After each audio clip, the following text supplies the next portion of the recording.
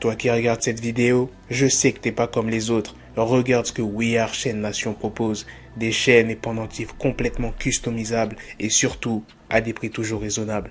Vous me connaissez, j'ai pu obtenir un code promo de 30% sur l'ensemble du site. Regardez-moi ces bijoux. Tu fais commander, tu fais saisir le code promo et voilà, t'as ta petite réduc. Tu pourras tranquillement flex. Mais comment Quavo il fait pour trouver le sommeil?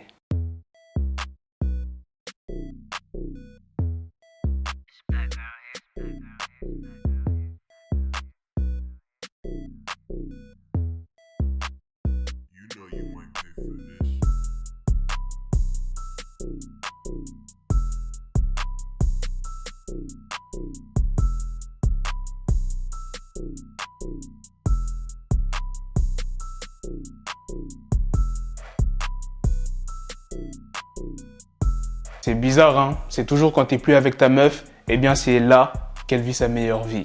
Regardez comment elle est saoulée depuis qu'elle est plus avec Quavo.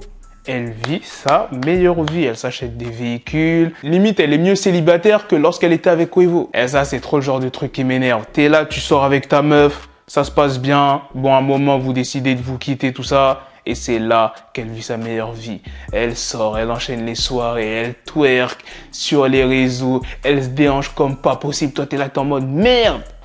Des trucs qu'elle faisait jamais avec toi, mais qu'elle fait sur les réseaux, qu'elle fait avec d'autres gens. Avoue que t'aurais le seum aussi. Dieu merci, c'est pas toutes les meufs qui sont comme ça. Et Dieu merci, je suis jamais tombé sur une meuf comme ça. En parlant de Saweetie, j'ai une news pour vous. Dernièrement, je vous ai dit que Quavo et Saweetie ont passé du temps ensemble à New York, mais Saweetie a démenti toute réconciliation. Donc, non, ils ne sont pas en couple et je pense que c'est vraiment mort. Regardez ce qu'elle dit sur Twitter. Il y a un média qui avait partagé la news et elle dit des articles de Pinocchio. Maintenant, passons à la news principale qui est sur 6ix9ine. 6ix9ine, en fait, il avait vraiment pas menti dans l'interview avec Wack 100 quand il disait que ouais, maintenant, il se balade sans sécurité. Et c'est vrai, dans la vidéo que je vais te montrer, il est sans sécurité. Bon, il n'est pas solo quand même. Il est avec quelques personnes, mais c'est pas des agents de sécurité. Ça veut dire que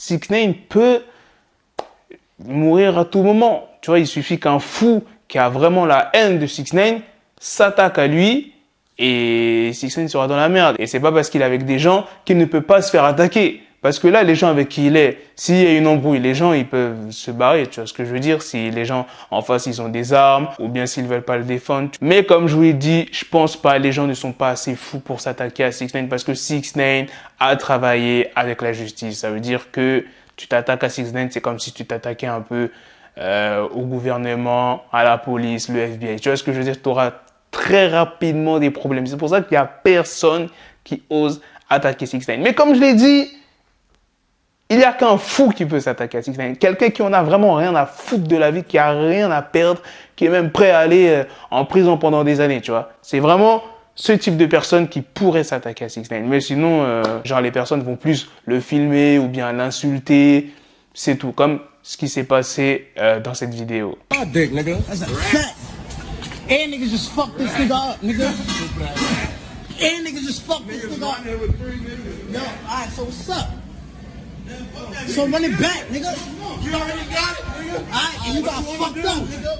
What you want to do? You got fucked up, nigga. Yo, run the cameras back. This nigga just got fucked up, nigga. We gonna pull the cops, man. Nah, he said they he's gonna pull the pop cops. first. Man, let's go. Yo, come on, nigga. I got your phone, man. Punch that nigga right here. He's I know. Hold that. He tried to snub me. I ducked that. You seen that? Yeah. Nigga just got fucked up. L'incident s'est passé dans un magasin d'un centre commercial. T'entends 6ix9ine crier qu'il a blessé la personne en face. Mais on n'a pas de preuve, on n'a pas de vidéo si 6ix9ine s'est vraiment battu avec cette personne-là. Plus tard, après cet incident dans ce magasin, 6ix9ine s'est exprimé en disant que les fans cherchaient le cloud, tu vois. Cherchaient à le tester parce que voilà, maintenant il se balade sans sécurité. Et il y en a beaucoup qui s'inquiètent pour 6ix9ine parce que il se balade justement sans sécurité. Moi, je vous ai dit mon point de vue par rapport à ça. Après, on sait jamais, les gars, les États-Unis, vous savez très bien. Même si 6ix9ine, c'est quelqu'un de spécial, J'ai pas envie qu'il lui arrive une dinguerie. Maintenant, passons aux prochaines news. Sur Bossy Badass qui prépare le festival Bossy Bash. Dans une vidéo publiée par The Forest by Us Network, I throw a concert bigger than the Hip Hop Awards, bigger than MTV Awards. Boosie Bash, the baby. Boosie Bash, August 28th, nigga, Baton Rouge, Louisiana. I done asked Puff Daddy. Puff Daddy say, Boosie, I can't come. If I knew Jay-Z, I asked Jay-Z. I done been in Megan Thee Stallion Instagrams because all you can tell me is no. You know, Boosie, he wants this, he wants that, but it takes time to get everything. You got bigger artists. A lot of this big year. artists. That's true. So you won't feed them good. Artists don't eat food like that. They on drugs. My people think you gotta do too much for all these artists. Then people not gonna eat all this damn food. People is on drugs. They might take a picture in front of it. We have a lot of people never been to Louisiana, so you have to have good hospitality. Are you gonna wear the mask? I'm not putting on a damn Corona mask at Boosie Bash. I'ma be fresh. Let's pray. The Rona will not come into the Boosie Dome, and Jesus will be there.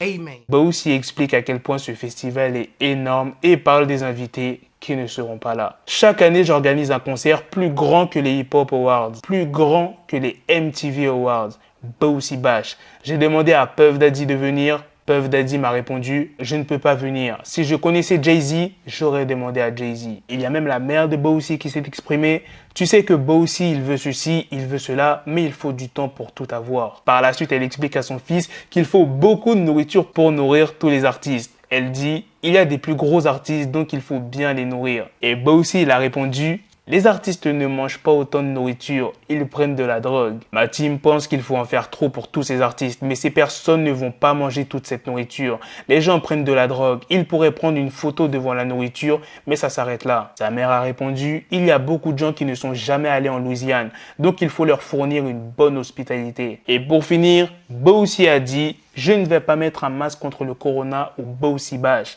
je serai frais. » C'est là que tu vois que Chicago, c'est vraiment dangereux. Dans une interview, Lil Durk a évoqué la mort de son frère D-Tank, mais il a aussi parlé de sa récente collaboration avec Meek Mill. Man, Meek told me that. Meek told me that a long time ago. He's like, "Man, I want to come to your hood." I'm like, you at your own risk, bro. I'm not gonna tell you like, you good, bro. Right. Yeah. Nah, go I'm up. not even good. Yeah, This shit can go up. It is over. Nah. like, yeah. I had to tell him like, that just made me extra hard. Il y a quelques temps de cela, Meek me disait « Je vais venir dans ton quartier ».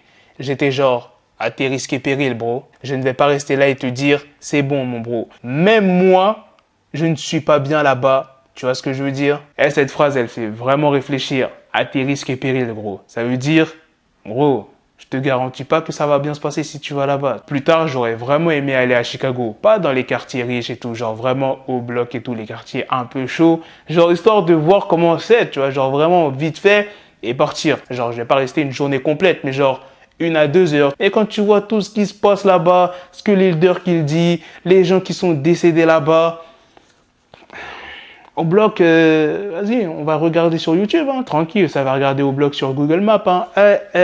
J'ai pas envie de mourir, je suis encore trop jeune pour ça, frère. Jamais je vais m'aventurer là-bas. J'aurais aimé, hein, mais jamais.